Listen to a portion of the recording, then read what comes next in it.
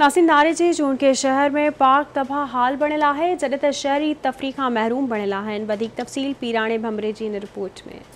अमन मोहब्बत ऐं भाईचारे वारे शहर चूंडको जूं ख़ूबसूरतियूं ऐं हुस्नाकियूं जीअं ई चेयरमैन वारो बल्दियाती निज़ाम आयो आहे तबाह थी वियूं आहिनि। शहर जे वधंदड़ मसइलनि खां पोइ शहरी ख़फ़ा बणिजी विया आहिनि, पर ॾुख उन ॻाल्हि जो आहे त शहर जी बहितरी ऐं ख़ूबसूरतीअ लाइ ईंदड़ हड़ई फंड पननि जो पेट भरे टाउन वारनि गिड़काइण में हड़ई रिकॉर्ड टोड़े छॾिया आहिनि। शहर जी ख़ूबसूरतीअ खे 4 चंड तॾहिं लॻा जॾहिं अॻूणे नादिम फ़क़ीर बख़्श अली आरादीन 2008 ईस्वीअ में तफ़रीह लाइ अवामी पार्क जो बुनियादु विधो ऐं तेज़ीअ सां कमु शुरू थी वियो, पर बदकिस्मतीअ सां नाज़मनि जो पीरियड पूरो थी वियो ऐं उन ठहियल अवामी पार्क खे टाउन जमिया आबाद न करे सघी ऐं पोइ हर ईंदड़ टाउन ऑफिसर जी कमाई लाइ हीअ पार्क सोनी झिरकी बणिजी वई। पर वरी जॾहिं 2016 में चेयरमैन चूंडिजी आया त मौजूदा चेयरमैन मुमताज़ अली आरादीन बि हिन पार्क नाले टेंडर करे 20 लख कढी पार्क कागज़नि में हलंदड़ ॾेखारे खाई छॾिया, पर पार्क आबाद थियण वारो ख्वाबु अधूरो रहिजी वियो। हिन पार्क खे सावण गैस फील्ड पारां मिलियल झूला बि उसुनि में ॻरी विया त कुझु चोरी थी विया। उन पार्क में कुदरती वण फुटी विया। बहरहाल शहरी अॼु बि तफ़रीह खां महरूम बणियल आहिनि। शहरनि आवाज़ न्यूज़ सां ॻाल्हाईंदे चयो त 20 लख रुपया हिन जा कढाया विया आहिनि, पर हिते कुझु बि नज़र नथो अचे। बबुर थी विया आहिनि, सॼो हिते खंडर बणिजी वियो आहे। हे भूत बंगलो थी वियो आहे, माना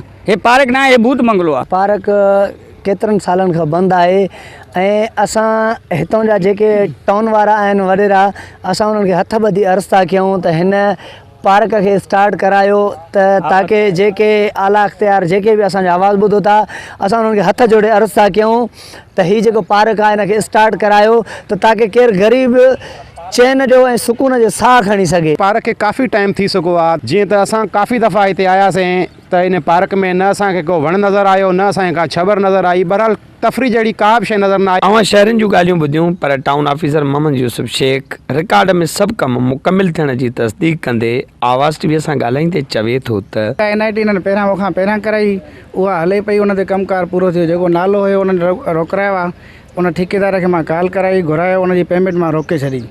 उन ते पेमेंट मूंखां पहिरियां कंदा, उहा पेमेंट वग़ैरह। अवां हिननि शहरनि जूं ॻाल्हियूं ॿुधियूं जनी इहा घुर कई त तफ़रीह नाले कूड़नि बिलनि वसीले टाउन कमेटी वारा न सिर्फ़ु फंड गड़काए रहिया आहिनि, पर हितां जे रहवासियुनि खे तफ़रीह वारी सहूलियत खां महरूम करे रहिया आहिनि। हिननि आला अख़्तियारनि खां इहा घुर कई त हिन पार्क ते जेके किरोड़े रुपया पैसा, किरोड़े रुपया कूड़नि बिलनि वसीले कढिया विया आहिनि, न सिर्फ़ु उन्हनि जी जांच कई वञे, पर हिन पार्क खे आबाद करे असांखे तफ़रीह जो मौक़ो ॾिनो वञे।